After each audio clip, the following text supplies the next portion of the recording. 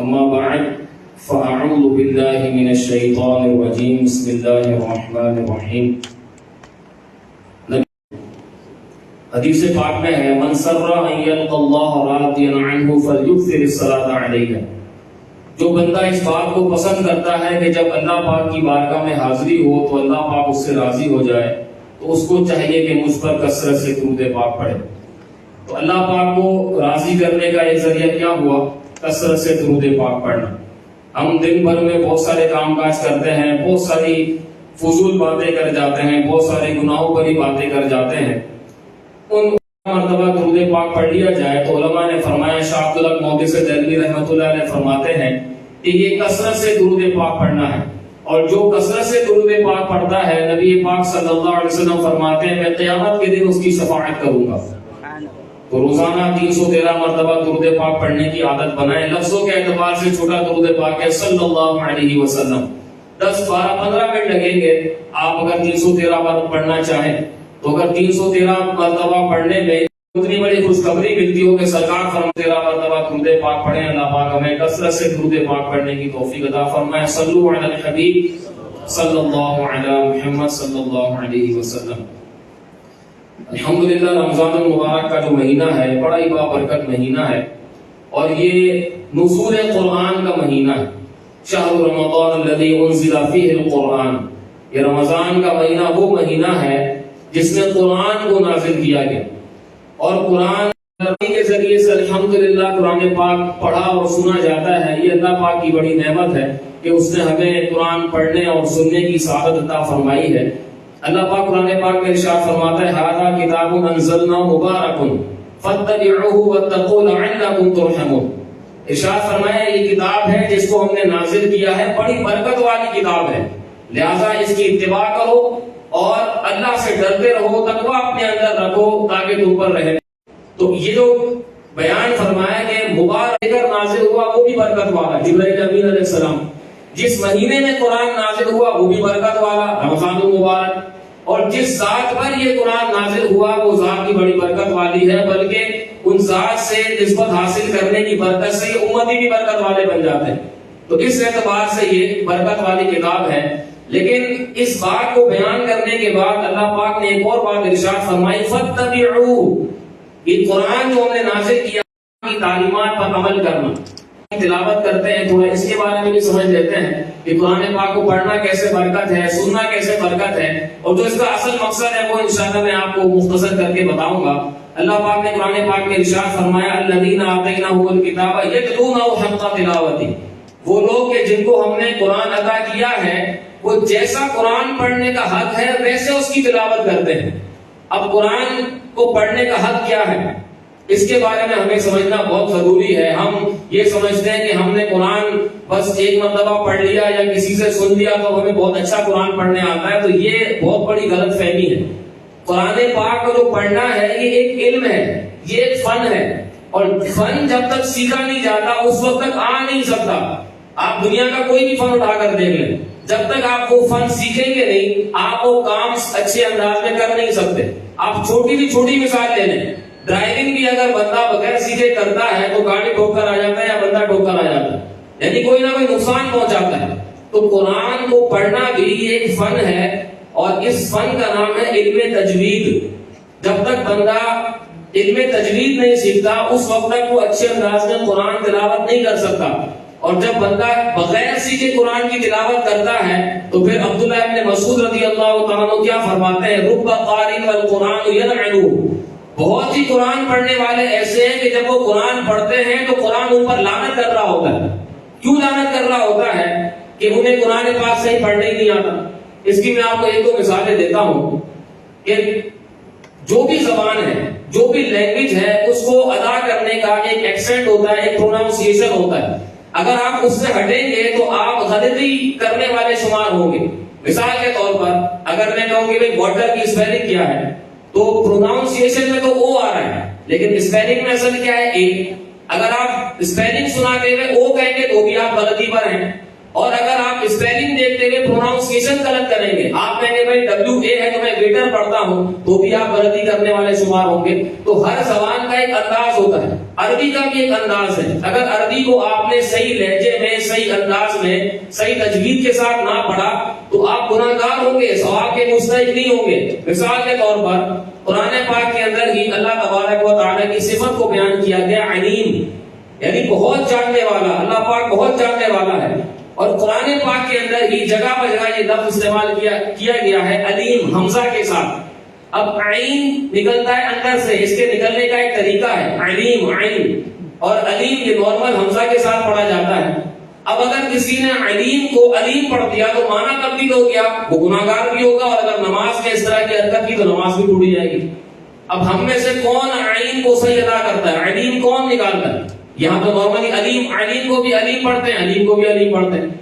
اسی طرح قل، یہ جو سورہ اخلاص ہم بچپن سے پڑھتے چلے آ رہے ہیں، لفظ قل جو ہے اس میں جو قوف ہے یہ موٹا قوف ہے، نقطے والا قوف، اس کو پڑھنے کا ایک انداز ہے قوف، لیکن ہمارے یہاں قل کو قل نارمل پڑھا جاتا ہے، قل هو اللہ۔ تو قل کا مطلب ہے آپ فرما دیں، اے معبود تم فرما دو، اور ڈنڈی والے کاف سے جو قل آتا ہے اس کا مطلب ہوتا ہے تم کھا لو۔ اب کہاں قل اور کہاں قل؟ تو جس نے نماز کے اندر قل کو قل پڑھا اس کی نماز ٹوٹ جائے گی، نماز فاسد ہو جائے گی، کیونکہ معنی تبدیل ہو گیا۔ تو اس طرح تلاوت کرنے کا اہتمام ہم میں سے کون کرتا ہے؟ تو اس لیے قرآن پاک کو سمجھ کر، اور جو علم تجوید ہے اس کو سیکھنے کے بعد پڑھیں گے تو روحانیت بھی نصیب ہوگی، قرآن کی برکتیں بھی نصیب ہوگی۔ تو یہ ہو گیا قرآن کا پڑھنا، مختصر انداز میں بیان کیا جا سکتا ہے، وقت چونکہ قلیل ہے تو کوشش کریں کہ اپنا قرآن پاک سب چیز ٹھیک کر لیں، اور کسی اچھے قاری کو قرآن پاک سنائیں۔ جب تک آپ کسی قاری کے پاس بیٹھ کر قرآن نہیں سنائیں گے آپ کی غلطی سامنے نہیں آ سکتی۔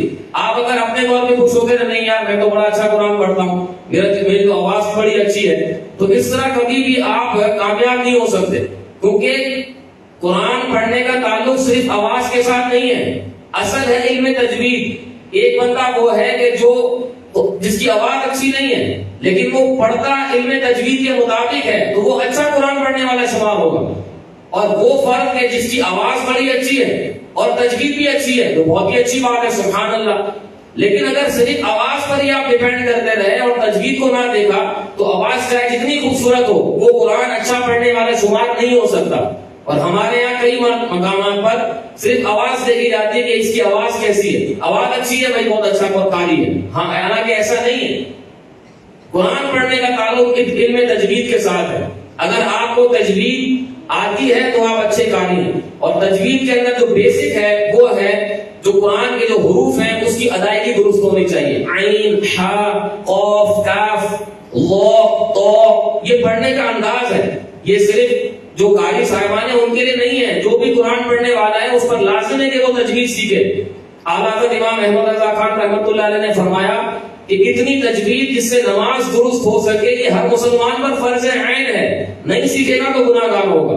تو اس لیے قرآن پاک کو اچھے انداز میں سیکھیں۔ الحمدللہ ہمارے یہاں مدرسۃ المدینہ بالغان لگتا ہے، یعنی بڑے اسلامی بھائیوں کا مدرسہ لگتا ہے جس میں بڑے اسلامی بھائیوں کو قرآن پاک تجوید کے ساتھ پڑھنا سکھایا جاتا ہے۔ تو آپ کوشش کریں، وقت نکالیں، 5 منٹ 10 منٹ جتنا ٹائم آپ کے پاس ہے آپ آئیں اور اپنی تجوید درست کریں۔ تو یہ قرآن پڑھنے کی برکت۔ دوسرا کیا ہے؟ قرآن کو سننا۔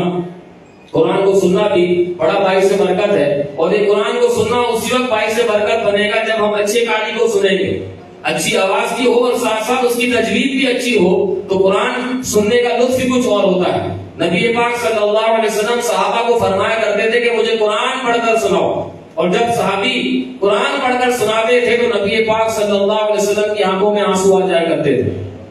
7ویں پارے کی جو ابتدا ہوتی ہے وَإِذَا سَمِعُوا مَا أُنزِلَ إِلَى الرَّسُولِ تَرَىٰ أَعْيُنَهُمْ تَفِيضُ مِنَ الدَّمْعِ مِمَّا عَرَفُوا مِنَ الْحَقِّ، اس کے شان نزول میں مفسرین نے لکھا ہے کہ حضرت جعفر طیار رضی اللہ تعالیٰ عنہ جب نجاشی بادشاہ کی دربار میں گئے تو پیچھے سے کفار مکہ آ گئے اور کہنے لگے کہ یہ تو مکے سے بھاگ کر یہاں پر پہنچے ہیں اور ان کے جو سردار ہیں وہ نہ جانے کیا کیا باتیں سناتے ہیں۔ تو نجاشی بادشاہ نے کہا کہ اے جعفر تمہارے جو سردار ہیں، تمہارے جو نبی ہیں وہ کیا سناتے ہیں؟ تو حضرت جعفر طیار رضی اللہ تعالیٰ عنہ نے سورہ مریم کی تلاوت شروع کی، اور جیسے ہی انہوں نے سورہ مریم کی تلاوت شروع کی تو اس نجاشی بادشاہ کی آنکھوں میں آنسو آنا شروع ہو گئے، اور جیسے ہی اس کی آنکھ میں آنسو آئے تو پھر اللہ تبارک و تعالیٰ نے اس آیت مبارکہ کو نازل کیا وَإِذَا سَمِعُوا مَا أُنزِلَ إِلَى الرَّسُولِ تَرَىٰ أَعْيُنَهُمْ تَفِيضُ مِنَ الدَّمْعِ مِمَّا عَرَفُوا مِنَ الْحَقِّ، کہ جب وہ قرآن کو سنتے ہیں وہ اس چیز کو سنتے ہیں کہ جو رسول پر نازل کیا گیا، تو تم دیکھو گے کہ ان کے آنکھ کے اندر آنسو ہیں، اور کیوں آنسو ہیں؟ اس لیے کہ انہوں نے حق کو پہچان لیا۔ تو قرآن کی تلاوت کے اندر بڑی برکت ہے۔ جب صحابہ کرام قرآن کی تلاوت کیا کرتے تھے تو کفار مکہ ان کی طرف مائل ہوتے تھے اور کہا کرتے تھے کہ آپ آہستہ تلاوت کیا کریں، کہیں ہمارے بچے، ہماری بیویاں اور کہیں ہم خود بھی کہیں آپ کے دین کے اندر داخل نہ ہو جائیں۔ تو قرآن اتنی بلند آواز میں آپ نہ پڑھا کریں، قرآن کی تلاوت کی یہ برکت ہے۔ اللہ تبارک و تعالیٰ نے مومنین کی صفت بیان کی ہے کہ انما المؤمنون اذا ذکر اللہ وجلت قلوبهم، کہ جب مومنین کیوں کون ہوتے ہیں؟ مومنین کی صفت یہ ہے کہ جب اللہ کو یاد کیا جائے، اللہ کا ذکر کیا جائے تو ان کے دل میں خوف پیدا ہو جاتا ہے۔ وَإِذَا تُلِيَتْ عَلَيْهِمْ آيَاتُهُ زَادَتْهُمْ إِيمَانًا، کہ جب قرآن کی تلاوت ان کے سامنے کی جاتی ہے تو ان کے ایمان میں زیادتی ہوتی ہے، یعنی ان کا ایمان اور مضبوط ہوتا ہے۔ تو قرآن کی تلاوت کی یہ برکت ہے۔ اور تیسری بات جو میرا اصل ٹاپک تھا، جس کو میں مختصر انداز میں بیان کرنے کی کوشش کرتا ہوں، کہ قرآن کے نزول کا جو اصل مقصد ہے نا، وہ قرآن سے ہدایت لینا ہے۔ ہم قرآن پڑھتے ہیں لیکن قرآن کے نزول کا جو مقصد تھا کہ اس کی اتباع کرنا اور اس سے رہنمائی حاصل کرنا، اس سے رہنمائی حاصل کر کے اپنے روزانہ کے معمول کے اندر اس کا امپلیمنٹ کرنا، یہ جو ہے وہ تقریباً ختم ہوتا چلا جا رہا ہے۔ قرآن کی کئی آیتیں ایسی ہوتی ہیں ہم زبان سے پڑھ رہے ہوتے ہیں لیکن چونکہ اس کے معنی کی گہرائی ہم نہیں جانتے تو ہم اپنے معاملات کو درست نہیں کر پاتے۔ اللہ کے نیک بندے اولیاء کرام جب قرآن کی تلاوت کرتے تھے تو بعض آیات پر آ کر رک جایا کرتے تھے، اور ایسا بھی ہوتا تھا کہ پوری رات اس ایک آیت کی تلاوت کے اندر گزر جاتی تھی۔ بلکہ نبی پاک علیہ السلام سے بھی یہ ثابت ہے اور صحابہ کا بھی انداز ہے کہ جب جنت کا ذکر آتا تو جنت کی نعمتوں کے اندر اتنا گم ہو جاتے کہ اس آیت کی بار بار تلاوت کیا کرتے تھے۔ جب جہنم کا تذکرہ آتا تو وہاں پر آ کر رک جاتے اور اتنا روتے کہ بعض اوقات تو نماز میں پڑھتے گر جایا کرتے تھے۔ کیوں؟ اس لیے کہ وہ قرآن کی روح کو سمجھا کرتے تھے، قرآن کے معنی اور مفہوم کو سمجھا کرتے تھے۔ تو میں آپ کے سامنے چند آیتیں ذکر کرتا ہوں۔ ویسے تو قرآن کی ہر آیت ہی ایسی ہے کہ جو دل میں اترنے والی ہے، لیکن بعض آیات ایسی ہے کہ جب بندہ پڑھے اور اس کے مفہوم کو سمجھے تو بندے کا دل جو ہے نا ویسا کشادہ ہوتا ہے کہ یار کیا میرے رب نے فرمایا ہے، کیا اس کا کلام ہے۔ ایک آیت جو ہم زبان سے تو کئی مرتبہ آپ کہہ رہے ہوتے ہیں حسبنا اللہ ونعم الوکیل، یہ ہر دوسرے بندے کی زبان پر جاری ہوتا ہے، لیکن کیا ہم نے کبھی اس کے معنی کو سمجھا؟ کیا اس کے مفہوم کو سمجھا کہ اس معنی کی گہرائی کیا ہے؟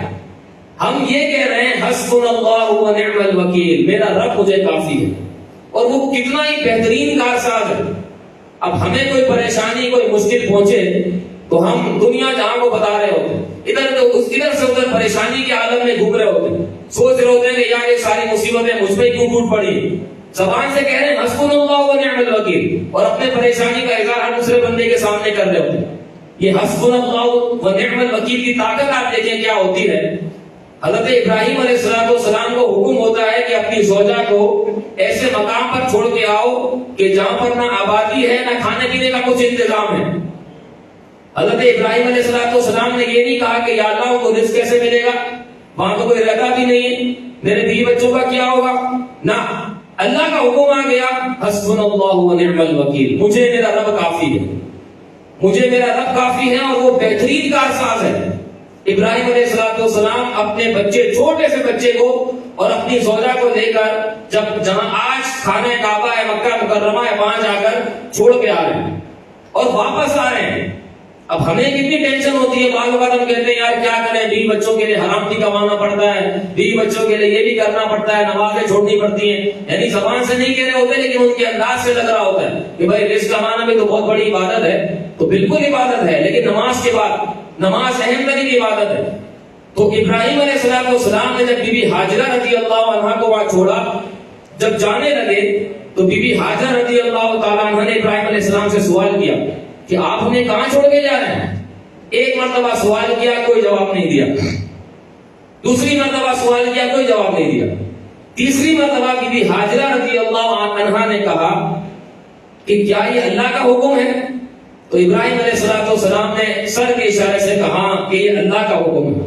تو آپ اس صابرہ خاتون کا جواب سنیں. ہم کہتے ہیں زبان سے حسبنا اللہ و نعم الوکیل، اس صابرہ خاتون نے اپنے عمل سے ظاہر کر کے دکھایا کہ واقعی اللہ کافی ہے. انہوں نے کہا کہ اگر یہ اللہ کا حکم ہے تو اللہ تبارک و تعالیٰ مجھے اور میرے بچے کو ضائع نہیں ہونے دے گا، ضائع نہیں ہونے دے گا. اور پھر اللہ کی شان دیکھیں کہ آج اللہ تبارک و تعالیٰ نے وہاں پر مکہ مکرمہ میں کیسی آبادیاں اور کیسی رونقیں جو ہے وہ پیدا فرما دی. تو یہ ہے حسبنا اللہ و نعم الوکیل کی طاقت. ایک صحابی رضی اللہ تعالیٰ عنہ، ان کے شہزادے کا انتقال ہو گیا، سفر میں تھے، واپس آئے، زوجہ نے ان کو سارا جو ہے وہ جو بھی اہتمام تھا وہ کیا، اور کرنے کے بعد جب وہ فریش ہوئے تو پھر ان کو کہنے لگی کہ اگر اللہ پاک ہمیں کوئی، اگر ہمارا پڑوسی ہمیں کوئی چیز دے، امانت دے اور واپس لے لے تو کوئی مسئلہ تو نہیں ہے. تو صحابی کہنے لگے کہ کوئی مسئلہ نہیں ہے، وہ امانت تھی انہوں نے واپس لے لی. تو ان کی زوجہ نے بڑے محبت کے ساتھ فرمایا کہ ہمارے بیٹے کو اللہ تبارک و تعالیٰ نے امانت کے طور پر دیا تھا، وہ واپس لے لیا. تو اب انہوں نے کوئی شور شرابہ چلانا یہ سب نہ کیا بلکہ صبر کیا، اور پھر اللہ تبارک و تعالیٰ نے ان کو ایسی برکت عطا فرمائی کہ ان کے ساتھ بیٹے ہوئے اور ساتوں کے ساتوں قاری قرآن بنے، مشہور قاری قرآن. تو یہ ہے حسبنا اللہ و نعم الوکیل کی طاقت. لیکن ہم صرف زبان سے کہنے کی حد تک ہوتے ہیں حسبنا اللہ و نعم الوکیل، لیکن اس کی جو گہرائی ہے اس کو سمجھنے کی کوشش نہیں کرتے. جب ہم نے یہ مان لیا کہ اللہ کافی ہے، وہی راستے بنانے والا ہے، وہی پریشانیوں کو حل کرنے والا ہے، تو پھر کیوں لوگوں کے سامنے ہم اپنی مشکلات کا اظہار کرتے ہیں بلا وجہ؟ اگر کوئی وجہ ہو تو الگ بات ہے، لیکن بلا وجہ اپنی پریشانیوں کا ذکر کرتے رہنا، گویا کہ یہ کہنا کہ مجھے رب نے یہ پریشانی بھیج دی ہے، میرے ساتھ یہ مسئلہ ہو گیا ہے، تو بندہ تو دور نہیں کر سکتا. اگر دعا کروانی ہے تو یہ بھی تو کہا جا سکتا ہے کہ آپ دعا کرتے ہیں کوئی مسئلہ اللہ حل کر دے.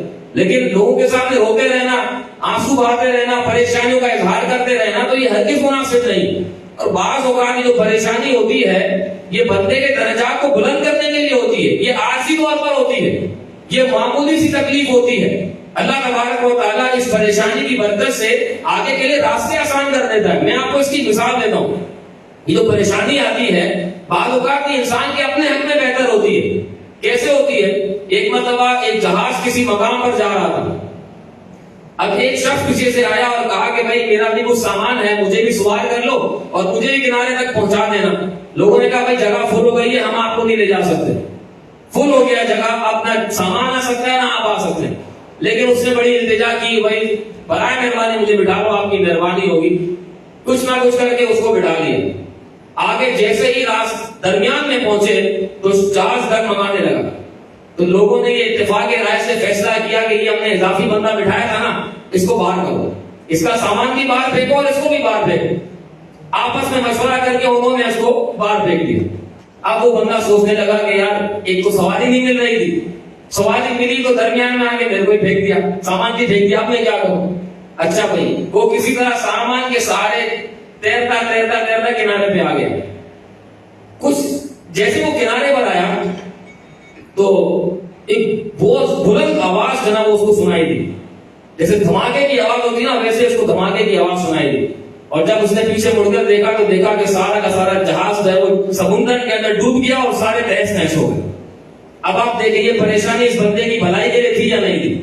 اچھا اب آپ دیکھیں اگلا کیا ہوا. بعض اوقات ہم بولتے نا یار پریشانی تو میرا ہی گھر دیکھ لیا ہے، مصیبتوں نے تو میرا ہی بھائی، اس میں اللہ کی کوئی نہ کوئی حکمت بھی تو ہو سکتی ہے.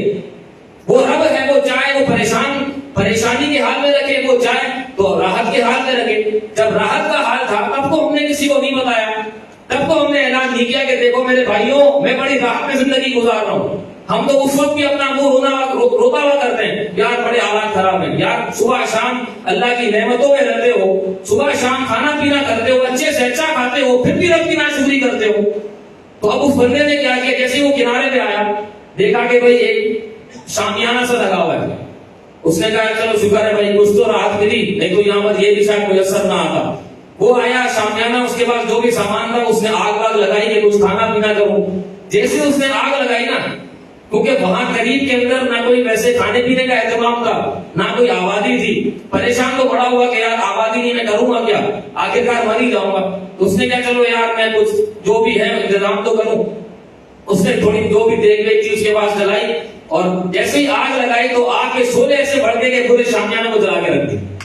وہ بولے یار یہ مسئلہ کیا ہے آخر, اسلام بولتے نا یار یہ پریشانی میرے ساتھ ہی کیوں آتی ہے. اب آپ دیکھیں ہوا کیا, وہ کہنے لگا کہ یار یہ پریشانی میرے ساتھ ہی کیوں آ رہی ہے بھائی, حالانکہ ابھی سبق ملا تھا اس کو کہ پورا کا پورا جہاز سے ڈوب گیا, اس کو اللہ نے بچا لیا, پھر بھی ناشکری کر رہا ہے کہ یار یہ میرے ساتھ ہو کیا رہا ہے. اچھا جیسے ہی سامنے نہ چلا دھواں اڑنے لگا. کچھ دیر کے بعد سمندر کے کنارے ایک جہاز آ کے رکا اور کہا کہ اترے, وہ کچھ لوگ اترے وہاں سے اور کہا کہ حضرت آپ یہاں کیا کر رہے ہیں, یہ اکیلے آپ یہاں کیا کر رہے ہیں. کہا کہ بھائی میرے ساتھ یہ مسئلہ ہوا, لیکن یہ بتاؤ کہ تم کو کیسے پتا چلا کہ میں یہاں پر ہوں. یہاں پر تو نہ کوئی آبادی ہے, نہ کوئی کھانے پینے کا ہے, نہ کوئی بندہ نہ بندے کے ساتھ, تم کو پتا کیسے چلا کہ میں یہاں پر ہوں. تو کہا کہ ہم تو اپنے سفر پر جا رہے تھے, ہم نے یہ دیکھا کہ بھائی کوئی آگ لگی ہوئی ہے, چلو بھائی بندے کو بچانے کے لیے چلتے ہیں. جیسے ہی ہم نے یہ دیکھا ہم نے فوراً جہاز کا رخ آپ کی طرف کیا اور آپ کو بچانے کے لیے آ گئے. اب اگر وہ جہاز نہ آتا, وہ شامیانہ نہ جلتا, وہ آگ نہ لگتی اور وہ دھواں نہ اڑتا تو وہ بندہ پانا مر جاتا. کیسے جیتا 15 دن 20 دن کیسے زندگی گزارتا. اللہ پاک نے اس کے لیے آسانی کا راستہ نکالا اور اس کے لیے جہاز بھیجا کہ چل میں تجھے بندے بھیجتا ہوں, اللہ کے بندے تیرے پاس پہنچے گے, تجھے کوئی بچا کے وہ دوبارہ کنارے پر لے آئیں گے. یہ اللہ کی حکمتیں ہوتی ہیں. ان مع العسر یسرا, ان مع العسر یسرا. یہ سورہ علم نشرہ کے اندر جو آیتیں ہیں نا, ہم تو پڑھ کے گزر جاتے ہیں, ہمیں تو اس کا معنی نہیں پتا ہوگا, لیکن علماء نے فرمایا کہ ان مع العسر یسرا, اصل میں یہ ہے نا, ہم تو ملا کر پڑھتے ہیں ان مع العسر یسرا. عسر جو ہے نا الف لام کے ساتھ ہے, اور یسر جو ہے نا وہ بغیر الف لام کے ہے, دونوں جگہ پر. علماء نے فرمایا کہ جب الف لام کے ساتھ کوئی چیز 2 مرتبہ آتی ہے نا وہ ایک ہی شمار ہوگی, لیکن جب بغیر الف لام کی آئے گی نا تو 2 شمار ہوگی. تو مطلب اس آیت مبارکہ کا یہ ہے کہ ان مع العسر یسرا, ان مع العسر یسرا. اے میرے بندے پریشانی کے ساتھ آسانی ہے, پریشانی کے ساتھ آسانی ہے, لیکن اس معنی اس آیت کا مفہوم یہ ہے کہ میرے بندے پریشانی ایک آئے گی لیکن راستے تیرے پاس 2 پہنچ جائیں گے. پریشانی ایک آئے گی لیکن راستے تجھے 2 مل جائیں گے. یہ ہے قرآن کی آیتوں کی پاور کہ اگر ہم اس کو سمجھیں تو بندے کو کہیں جانے کی ضرورت ہی نہ پڑے, اس کو سکون اور اطمینان نصیب ہو کہ یار میرا رب کیا فرما رہا ہے. میرا رب فرما رہا ہے کہ میں تمہیں کافی ہوں. آپ ابراہیم علیہ السلام کے واقعے کو یاد کریں, جبرائیل امین حاضر ہو گئے کہ آپ کہیں تو میں یہ آگ ساری بجھا دوں. تو ابراہیم علیہ السلام نے کیا فرمایا, حسبنا اللہ و نعم الوکیل, مجھے میرا رب کافی ہے, وہ بہترین کا احساس ہے. تو کہا کہ آپ کچھ التجا کریں تو میں رب تک پہنچا دوں. تو کہنے لگے کہ جس سے مجھے کام ہے نا وہ رب جانتا ہے کہ مجھے کیا مسئلہ ہے, وہی میرے لیے راستہ نکالے گا. اور پھر کیسا راستہ نکالا, وَقُلْ يَا نَارُ كُونِي بَرْدًا وَسَلَامًا عَلَىٰ إِبْرَاهِيمَ. اللہ نے فرمایا اے آگ ابراہیم پر سلامتی والی اور ٹھنڈی ہو جا. ایسا اللہ نے راستہ نکالا. تو یہ رب کی شان ہے. تو رب کی بارگاہ میں حاضری دینی چاہیے, اپنے رب کو اپنے سر کو رب کی بارگاہ میں ٹیکنا چاہیے. مفتی احمد آقا نعیمی رحمۃ اللہ علیہ فرماتے ہیں, اللہ پاک فرماتا ہے وَنَحْنُ أَقْرَبُ إِلَيْهِ مِنْ حَبْلِ الْوَرِيدِ. ہم تو بندے کی شہرت سے بھی زیادہ قریب ہیں. رب تو قریب ہے, بندہ کب قریب ہوتا ہے, جب بندہ سجدے میں جاتا ہے تو پھر وہ بھی اللہ کے قریب ہو جاتا ہے. ایک شخص بڑا پریشان تھا, ایک بندے کے پاس آیا اور کہنے لگا بڑا پریشان ہوں. بولا اچھا. کہا کہ آپ نے کبھی اسٹیمپ دیکھی ہے؟ کہا دیکھی ہے. کہا اس میں لکھائی کیسی ہوتی ہے؟ کہا لکھائی تو الٹی ہوتی ہے. تو کہنے لگے کہ یہ لکھائی سیدھی کب ہوتی ہے؟ کہا جب پیپر پہ اس کو اسٹیمپ لگاتے ہیں تو لکھائی سیدھی ہو جاتی ہے. تو کہا کہ تو بھی اپنا ماتھا جب رب کی بارگاہ میں ٹیکے گا تو تیرے بھی بگڑے کام بن جائیں گے, سیدھی ہو جائیں گے. تو یہ ہے قرآن کی آیتوں کے مضامین کی روح کہ اگر ہم اس کو پڑھیں تو ہمیں ادھر ادھر جانے کی ضرورت ہی نہ پڑے. ہم قرآن کو پڑھ کے سکون محسوس کریں کہ یار رب فرما رہا ہے کہ میں تیرے لیے راستے نکالوں گا, تو نکلیں. آپ دیکھیں حضرت زکریا علیہ السلام کی وہ عرض جو اللہ پاک کی بارگاہ میں کی تھی, اگر ہم سب اپنا یہ ذہن بنا لیں تو ہمیں کوئی پریشانی نہ لگے. اللہ پاک ارشاد فرماتا ہے کہ زکریا علیہ السلام نے اپنے رب کی بارگاہ میں عرض کی وَلَمْ أَكُنْ بِدُعَائِكَ رَبِّ شَقِيًّا. اس آیت کا جو مفہوم ہے نا, آپ یقین کریں اگر یہ ہمارے دل میں اتر جائے تو پریشانی حل ہو جائے. زکریا علیہ السلام نے اپنے رب کی بارگاہ میں عرض کی یا اللہ میں تجھے پکار کر کبھی شرمندہ نہ ہوا، میں تجھے پکار کر کبھی مایوس نہیں ہوا، یا اللہ جو میں تجھ سے عرض کرتا ہوں مجھے عطا کر دے۔ اگر یہ سب ہم کہنے والے بن جائیں کہ یا اللہ میں نے تجھے جب بھی پکارا ہے تو نے مجھے عطا کیا ہے، میں تجھ سے جو سوال کرتا ہوں تو عطا کرتا ہے، اور یہ یاد رکھیں کہ دعا کی قبولیت کا یہ مطلب نہیں کہ جو مانگا وہی مل جائے۔ بعض اوقات جو مانگا جاتا ہے وہ ملتا ہے، بعض اوقات اس کا آلٹرنیٹ مل جاتا ہے، اور بعض اوقات دعا کو روک دیا جاتا ہے اور ثواب کو آخرت کے لیے رکھ دیا جاتا ہے۔ اور روایتوں میں آتا ہے کہ جب بندہ آخرت میں اپنا ثواب دیکھے گا جو دعا کے قبول نہ ہونے کی وجہ سے اس کو ملا تھا، تو وہ عرض کرے گا اور وہ خواہش کرے گا کہ کاش دنیا کے اندر میری کوئی دعائیں قبول نہ ہوتی، سارا ثواب آخرت کے لیے رکھ دیا جاتا۔ تو ایک تو رب سے جب دعا مانگے تو اس امید اور یقین کے ساتھ مانگے کہ رب دعا قبول کرے گا، اور جب دعا بظاہر قبول ہوتی ہوئی محسوس نہ ہو تو رب کی حکمت پر صبر کرنا چاہیے کہ یقیناً اس سے بہتر عطا فرمائے۔ رب اپنے بندوں سے محبت فرمانے والا ہے۔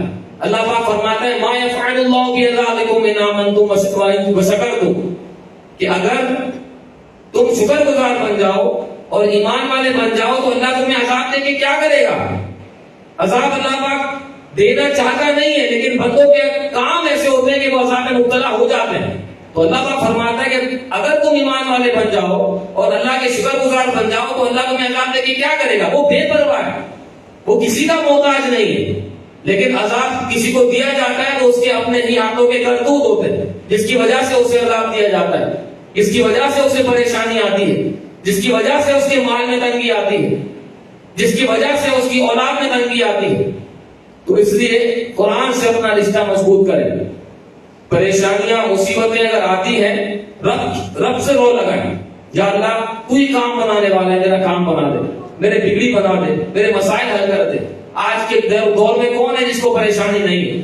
آپ کسی سے ذکر کریں گے نا اس کے پاس لمبی لسٹ ہوگی، آپ سے بھی زیادہ لمبی لسٹ ہوگی، بھائی میں بھی سنانے کے لیے تیار ہوں یہ پریشانی۔ ہر دوسرا بندہ پریشان، وجہ اس کی کیا ہے؟ ہم دین سے دور ہو گئے، ہم قرآن سے دور ہو گئے، قرآن کی روح سے دور ہو گئے۔ تو قرآن سے اپنا رشتہ مضبوط کریں، جو قرآن کی آیات ہیں اس کو پڑھیں، سمجھیں اور اس پر عمل کرنے کی کوشش کریں، پھر دیکھیں کیسے راستے نکلتے ہیں۔ اور اللہ پاک پر بھروسہ مضبوط رکھیں، یقین اللہ پاک پر مضبوط رکھیں، وہ ڈامہ ڈولنے کے ہاں یار ٹھیک ہے دیکھ لیں گے۔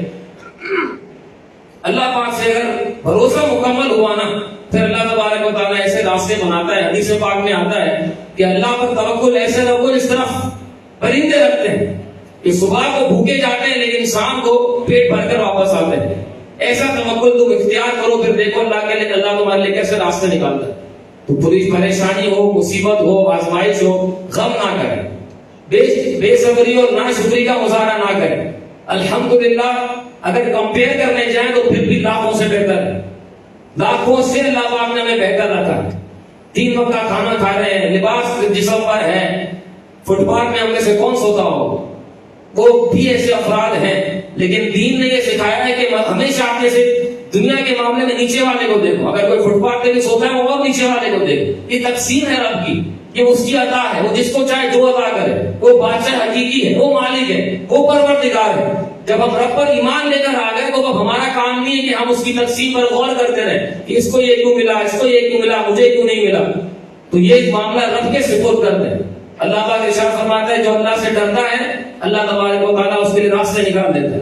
من یتق اللہ یجعل له مخرجا، جو اللہ سے ڈرتا ہے اللہ پاک اس کے لیے اس پریشانی سے نکلنے کے راستے بنا دیتا ہے۔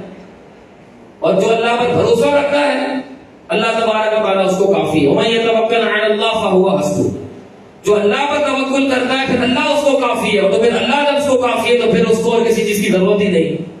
تو اس لیے کوشش کریں قرآن کی تفسیر پڑھیں اور عمل بھی کریں اور رشتہ مضبوط رکھیں، انشاءاللہ دنیا بھی بہتر ہوگی، آخرت بھی بہتر ہوگی۔ اللہ پاک ہمیں ان باتوں پر عمل کرنے کی توفیق عطا فرمائے، آمین بجاہ النبی امین صلی اللہ علیہ وسلم۔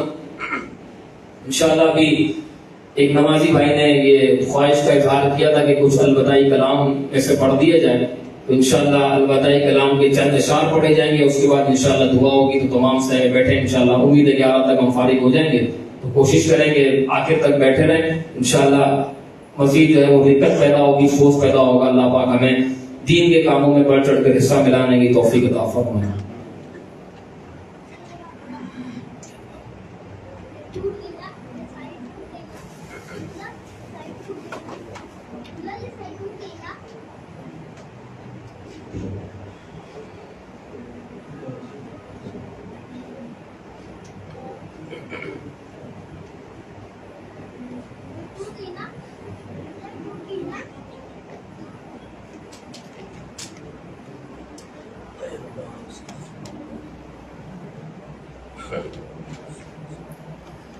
قلب عاشق ہے اب پارا پارا، الوداع الوداع اے رمضان، الوداع الوداع ماہ رمضان، الوداع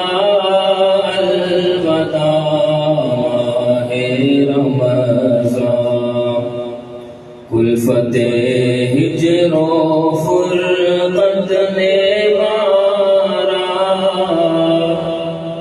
الوداع الوداع ماہ رمضان، الوداع الوداع ماہ رمضان، الوداع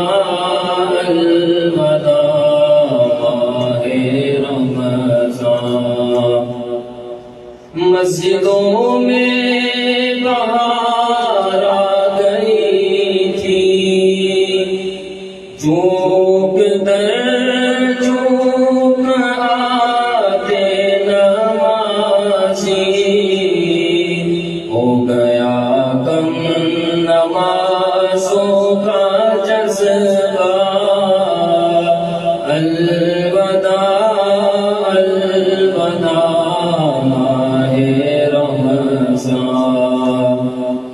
الوداع الوداع ماہ رمضان، الوداع الوداع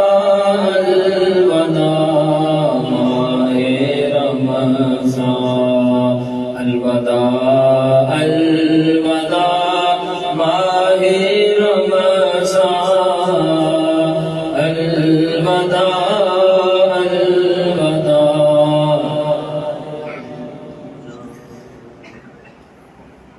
کوئی حسن عمل نہ کر سکا ہوں، نظر چند اشک میں کر رہا ہوں، بس یہی ہے میرا کل اثاثہ، الوداع الوداع الوداع الوداع ماہ رمضان، الوداع الوداع بس میں افطار سجتی تھی کیسی، خوب سحری کی رونق بھی ہوتی، سب سما ہو گیا سونا سونا، سب سما ہو گیا سونا سونا، الوداع الوداع ماہ رمضان، الوداع الوداع ماہ رمضان، الوداع الوداع جب گزر جائیں گے ماہ 11، تیری آمد کا پھر شور ہوگا، کیا میری زندگی کا بھروسہ، کیا میری زندگی کا بھروسہ، الوداع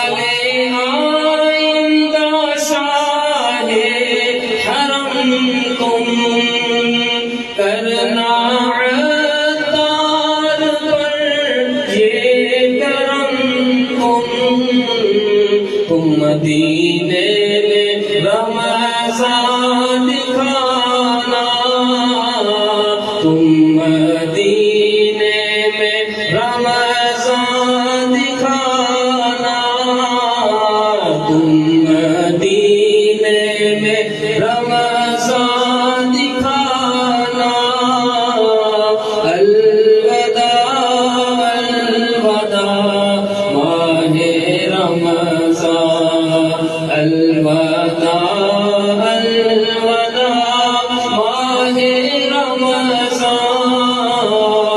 الوداع الوداع۔ یہ عطار بدکار کاہل رہ گیا، یہ عبادت سے غافل، اس سے خوش ہو کے ہونا روانہ، اس سے خوش ہو کے ہونا روانہ، ہم سے خوش ہو کے ہونا روانہ، الوداع الوداع ماہ رمضان، الوداع الوداع ماہ رمضان، الوداع الوداع ماہ رمضان۔ الحمد لله رب العالمين، والصلاة والسلام على سيد المرسلين، يا أرحم الراحمين، يا أرحم الراحمين، يا أرحم الراحمين، يا ربنا يا ربنا يا ربنا يا ربنا يا ربنا، يا الله يا رحمن يا رحيم، جزا الله عنا محمدا ما هو أهله، اللهم إنا أسألك إيمانا كاملا ويقينا صادقا ولسانا ذاكرا وقلبا خاشعا وعلما نافعا وشفاء من كل داء وتوبة نصوحا وتوبة قبل الموت وراحة عند الموت ورحمة ومغفرة بعد الموت والعفو عند الحساب والفوز بالجنة والنجاة من النار، يا عزيز يا غفار يا رب العالمين۔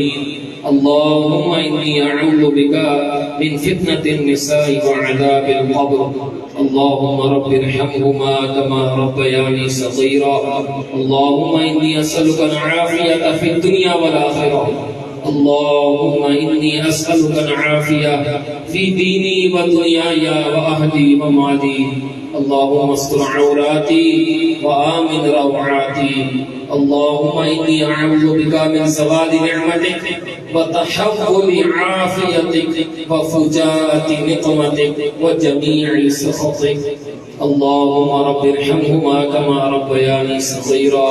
خدا کریم پروردگار، تیرے گناہگار، تیرے بدکار سیاہکار بندے، گناہوں سے لترا ہوا وجود، گناہوں سے لترے ہوئے ہاتھ لیے تیری بارگاہ میں حاضر ہیں۔ یا اللہ پاک، تو نے ہمیں رمضان کی نعمت عطا کی، اے اللہ تو نے ہمیں قرآن کی نعمت عطا کی، اے اللہ تو نے ہمیں روزوں کی نعمتیں عطا کی، اے اللہ پھر رمضان میں تو نے ہمیں رحمت والا عشرہ عطا کیا، اے اللہ یہ عشرہ رحمتیں لٹاتا رہا، لیکن یا اللہ ہم اس سے غافل رہے، اے اللہ ہم تیری پسند کی عبادت نہ کر سکے، اے اللہ رمضان میں بھی ہم غافل رہے مولا، گناہ کرتے رہے، اے اللہ آنکھ سے برا دیکھتے رہے، کانوں سے گناہ کرتے رہے مولا، اے اللہ روزے کے ظاہری باطنی آداب کا خیال نہ رکھ سکے، یا اللہ یہ عشرہ آیا رحمتیں لٹاتا رہا چلا گیا، یا اللہ پھر مغفرت کا عشرہ آیا، اے اللہ یہ بھی مغفرتوں کے پروانے تقسیم کرتا رہا، لیکن یا اللہ ہم اپنی مغفرت کروا سکے یا نہ کروا سکے ہم نہیں جانتے مولا، اے اللہ ہمارے اعمال تو ایسے نہیں ہے مولا، اے اللہ ہم نہ نمازیں صحیح پڑھ سکتے ہیں، نہ ہمیں روزہ رکھنے کے آداب کا پتہ ہے، نہ ہمیں قرآن کی تلاوت کرنے آتی ہے مولا، دن بھر ہمارے گناہوں میں بسر ہو جاتے ہیں، اے اللہ صبح اٹھنے سے لے کر رات سونے تک اے اللہ گناہوں کا معمول ہے، فضولیات میں پڑے رہتے ہیں، اے اللہ لوگوں کی غیبت چغلی کرنے میں پڑے رہتے ہیں مولا۔ اے اللہ رمضان میں بھی ہم نیکیاں نہ کر سکے، اے اللہ یہ مغفرت کا عشرہ آیا اور تیرے بندوں کو مغفرت کے پروانے تقسیم کرتا رہا۔ اے اللہ خوش قسمت لوگوں کی مغفرت ہو گئی، لیکن یا اللہ ہم نہیں جانتے کہیں ہم محروم نہ رہ گئے ہو مولا۔ اے اللہ کہیں ہم محروم نہ رہ گئے ہو، اے اللہ پھر جہنم سے آزادی کا عشرہ آیا۔ اے اللہ مسلمان جہنم سے آزاد ہوتے رہے، اے اللہ روزانہ لاکھوں لوگوں کو جہنم سے آزاد کیا جاتا رہا۔ اے اللہ ہم نہیں جانتے کہ ہمارا نام ان میں شامل ہے یا نہیں۔ اے اللہ اگر یہ رمضان ہماری مغفرت کروائے بغیر چلا گیا تو ہم کیا کریں گے؟ اے اللہ ہم نہیں جانتے کہ اگلا سال رمضان دیکھنا ہمیں نصیب ہوگا یا نہیں۔ یا اللہ کتنے لوگ پچھلے سال تھے، اس سال وہ نہیں ہے مولا، ہمیں نہیں پتا کہ ہم اگلا سال رمضان دیکھ سکیں گے یا نہیں۔ یا اللہ تجھے تیرے نیک بندوں کا واسطہ، اے اللہ جن کی مغفرتیں ہوئی ان کا واسطہ، جو جہنم سے آزاد ہوئے ان کا واسطہ، جنہوں نے رات رات بھر اٹھ کر تیری عبادتیں کی ان کا واسطہ، اے اللہ جنہوں نے ظاہری باطنی آداب کا خیال رکھتے ہوئے روزہ رکھا تجھے ان کا واسطہ۔ یا اللہ جنہوں نے تجھے منایا تجھے ان کا واسطہ، جن کی دعاؤں میں اللہ آنسو نکلے ان کا واسطہ، جن کی آمین تجھے پسند ہے مولا ان کا واسطہ۔ ہم مٹھی بھر مسلمانوں کی بھی بے حساب مغفرت کر دے۔ اے اللہ ہمارے سارے صغیرہ کبیرہ گناہ بخش دے۔ اے اللہ ہمیں اپنے گناہوں کا اعتراف ہے مولا۔ اے اللہ ہم بہت گناہگار ہیں، اے اللہ تو نے ہمارے گناہوں پہ پردہ ڈال رکھا ہے۔ اے اللہ اگر ہمارے گناہ لوگوں میں ظاہر ہو جائے تو کوئی ہم پر تھوکنا بھی پسند نہ کرے۔ یا اللہ تو نے ہمیں لوگوں میں معزز بنا کر رکھا ہے مولا، لوگ ہمیں یا اللہ نیک سمجھتے ہیں، ہم سے دعائیں کرواتے ہیں۔ یا اللہ ہماری حقیقت حال تو جانتا ہے، اے اللہ ہم کتنے برے ہیں یہ تجھے پتا ہے۔ اے اللہ اگر ہمارے عیب کھل جائیں اے اللہ بڑی رسوائی ہوگی۔ یا اللہ تو نے ہمارے عیبوں کو چھپائے رکھا ہے، یہ تیرا کرم ہے مولا، تیرا احسان ہے۔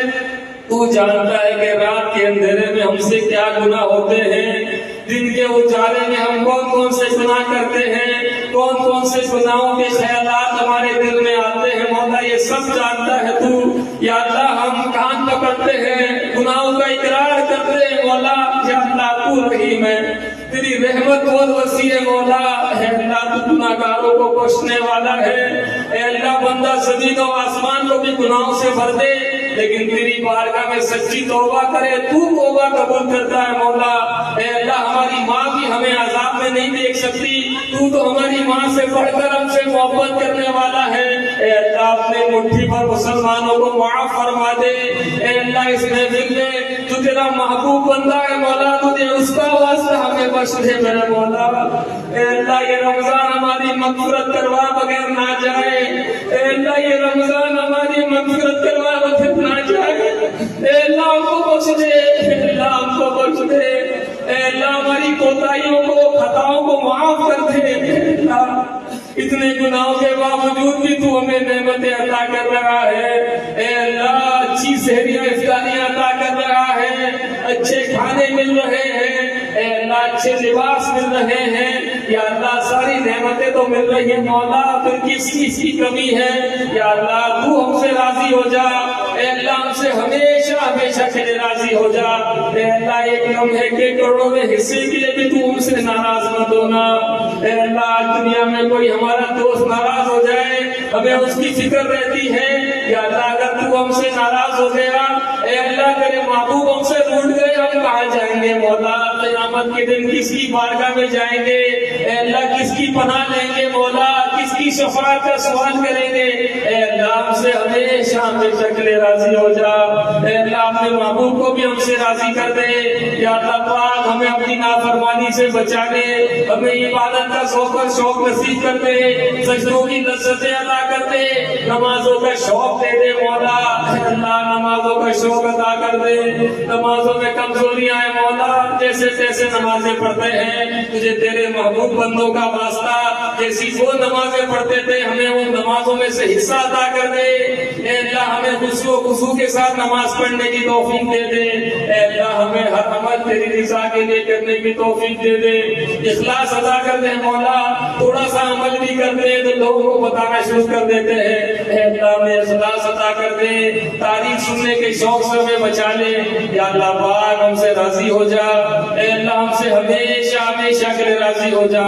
اے اللہ ہمیں اپنی عذاب سے بچا لے، اے اللہ ہمیں زمینی آسمانی عذابوں سے بچا لے، یقیناً ہمارے اعمال ایسے ہیں کہ ہم پر پتھر برسے، لیکن یا اللہ یہ تیرا کرم ہے مولا کہ ہمیں ہمارے اوپر پتھر نہیں برستے مولا، لیکن یا اللہ ہم مسلمان بڑے کمزور ہیں، اے اللہ طرح طرح کی پریشانیوں نے گھیر رکھا ہے، طرح طرح کی مصیبتوں نے گھیر رکھا ہے مولا، مسلمان بہت پریشان ہیں، کھانے پینے کو پیسے نہیں ہے مولا، دواؤں کے لیے پیسے نہیں ہیں، اسپتال بھرے پڑے ہیں مولا، اے اللہ یا اللہ فصلیں کٹنے کا وقت ہے اور پریشانی ہے، اے اللہ سب تیرے دستے قدرت میں ہے مولا، ہم مسلمانوں پر رحم کر دے، اے اللہ ہم پر اپنی رحمتوں کا نزول فرما، ہمیں اپنے عذاب سے بچا لے میرے مولا، تیرا عذاب برداشت کرنے کی طاقت نہیں رکھتے مولا، نہ دنیا میں نہ آخرت میں مولا، ہمیں اپنے عذاب سے بچا لے، ہمیں اپنی عبادت کا شوق دے دے، یا اللہ پاک جتنے مسلمان بیمار ہیں انہیں شفا عطا کر دے، اے اللہ تمام مسلمانوں کی جسمانی روحانی بیماریاں دور کر دے، یا حاضرین میں جو بیمار ہیں انہیں شفا دے دے، ہمارے گھروں میں جو بیمار ہیں انہیں شفا دے دے، جو ہاسپٹل میں بیمار ہیں انہیں شفا عطا کر دے، جو بھی ہمارے ساتھ دعا میں شریک ہے وہ سب کی بیماروں کو شفا عطا کر دے، ہمیں بیمار مدینہ بنا دے، ہمیں غم مدینہ نصیب کر دے، ہمیں غم رسول عطا کر دے، ہمیں اپنا خوف نصیب کر دے مولا، اے اللہ ہمیں اپنے خوف سے رونے والا بنا دے، دعاؤں میں رغبت نصیب کر دے، اپنے محبوب کی یاد میں رونے اور تڑپنے والا بنا دے، یا اللہ دنیا کے غموں میں رونے سے بچا لے، دنیا کے غموں میں آنسو بہانے سے بچا لے، روزگار کی کمی میں آنسو بہانے سے بچا لے، اے اللہ بس تیری رضا کے لیے ہر کام کرنے کی توفیق دے دے، جو پریشان ہے مولا ان کی پریشانیاں دور کر دے، جو بے روزگار ہے مولا حلال روزگار عطا کر دے، اے اللہ جو تنگ رست ہے مولا ان کے رزق میں برکتیں دے دے مولا، ان کے تھوڑے رزق میں برکت دے دے، یا اللہ جن کے پاس دواؤں کے لیے پیسے نہیں ان کے کھانے پینے میں برکت دے دے، ان کے کھانے پینے میں شفا عطا کر دے، ان کی ہوا میں شفا عطا کر دے مولا، یہ چلنے والی ہواؤں میں ان کے لیے شفا رکھ دے، تو ہر چیز پر قادر ہے میرے مولا، تو قادر مطلق ہے مولا، پریشانوں کے حال پر رحم کر دے، اے اللہ جو قرض دار ہے مولا بڑے بڑے قرضوں میں ڈوب گئے مولا، ان کے قرضے اتار دے مولا، ان کے لیے آسانی پیدا کر دے، جن کے اپنے پیسے کہیں پھنسے مولا ان کے لیے بھی آسانی پیدا کر دے، جو رشتوں کے انتظار میں نیک رشتے دے دے، اے اللہ نیک رشتے عطا کر دے، جو اولاد کے طلبگار ہیں مولا عافیت کے ساتھ نیک اولاد دے دے، اے اللہ جن کے پاس اولاد نہیں ہے انہیں صبر و شکر کی توفیق دے دے، اے اللہ جو اولاد کی وجہ سے پریشان ہے نافرمان اولاد نے ان کا یا اللہ جینا خراب کر رکھا ہے، ان نافرمان اولادوں کو تابع فرمان کر دے، ان کے یا اللہ ماں باپ کے ساتھ ملنے کی توفیق دے دے، ان کے دل میں رحم ڈال دے میرے مولا،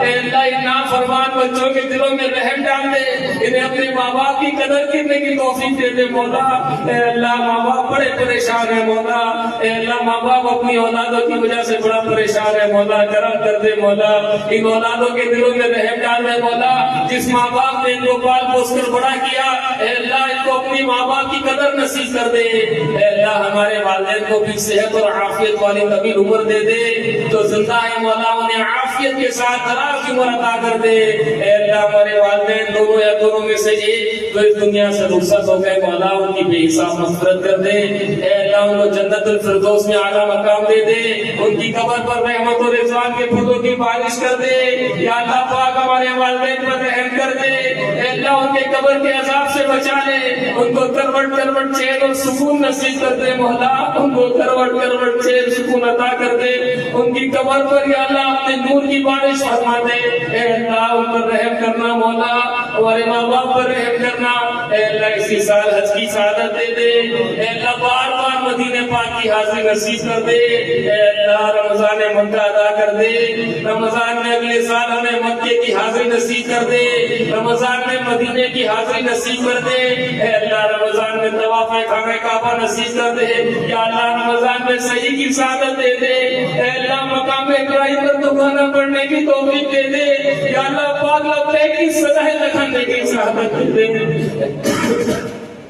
اے اللہ ہمیں مدینے پاک میں حاضر ہو کر اپنے محبوب سے عیدی لینا نصیب کر دے، اپنے محبوب کی زیارت کروا دے میرے مولا، اے اللہ کہ اگرچہ گناہ گار ہے لیکن یا اللہ اگر تیرے محبوب کا دیدار نہ کیا تو ان آنکھوں کا کیا فائدہ، اے اللہ اپنے محبوب کا جلوہ دکھا دے، اے اللہ ہمیں حضور علیہ السلام کی زیارت سے مشرف کر دے، یا اللہ پاک ہمیں جو تراویح پڑھی، روزے رکھے، نمازیں پڑھی سب کو قبول کر لے، یا اللہ پاک تراویح میں قرآن پڑھنے میں جو غلطی کوتاہی ہوئی اس کو معاف کر دے، جو پڑھا اس کو قبول کر لے، اس کا ثواب پیارے آقا صلی اللہ علیہ وسلم کی بارگاہ میں پیش کرتے ہیں، قبول فرما، وسیلہ رحمت للعالمین، تمام انبیاء و مرسلین، خلفاء راشدین، امہات المؤمنین، تمام صحابہ و صحابیات، اہل بیت اطہار، جمیع شہیدان و اسیران کربلا، والدین مصطفیٰ اور تمام مسلمین مسلمات کو پیش کرتے ہیں، قبول فرما، ہمارے جو بھی مرحومین ہیں مولا ان کو اس کا ثواب پیش کرتے ہیں، قبول فرما، اے اللہ ہمیں اگلے سال بھی تراویح پڑھنے کی سعادت دے،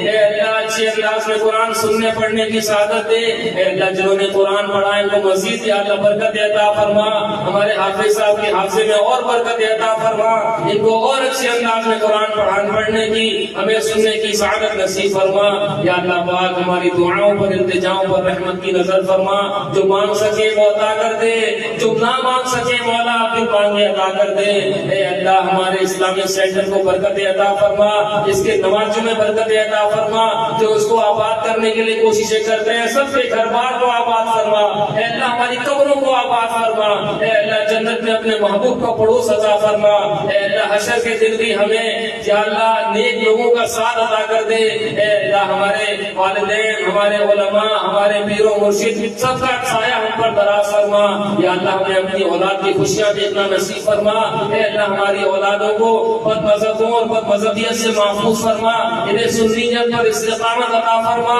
یا اللہ پاک ہمیں اپنی اولادوں کی خوشیاں دیکھنا نصیب فرما، اے اللہ رمضان کے بعد بھی نمازوں کی پابندی کی توفیق دے دے، تلاوت قرآن کی سعادت دے دے، تہجد پڑھنے کی توفیق عطا کر دے، یا اللہ پاک جو زکوٰۃ ان پر فرض ہے زکوٰۃ کی ادائیگی کی توفیق دے دے، تمام فرض عبادات بجا لانے کی سعادت دے دے، سنت میں عمل کرنے کی توفیق دے دے، یا اللہ نیکی کی دعوت کا کام کرنے کی سعادت دے دے، اے اللہ جو نیکی کی دعوت دینے کا کام کرتے ہیں ہمیں ان کا ساتھ دینے کی توفیق دے دے، میں کیوں کہوں مجھے یہ عطا ہو وہ عطا ہو، وہ دو کہ ہمیشہ میرے گھر بھر کا بھلا ہو، مٹی نہ ہو برباد بسے مر الہی، جب خاک اڑے میری مدینے کی ہوا ہو، کہتے رہتے ہیں دعا کے واسطے بندے تیرے، کر دے پوری آرزو بندے کسو مجبور کی، ان اللہ و ملائکتہ یصلون علی النبی يا أيها الذين آمنوا صلوا عليه وسلموا تسليما، صلى الله على النبي الأمي وآله صلى الله عليه وسلم، صلاة وسلام عليك يا رسول الله، سبحان ربك رب العزة عما يصفون، وسلام على المرسلين والحمد لله رب العالمين، لا إله إلا الله محمد رسول الله.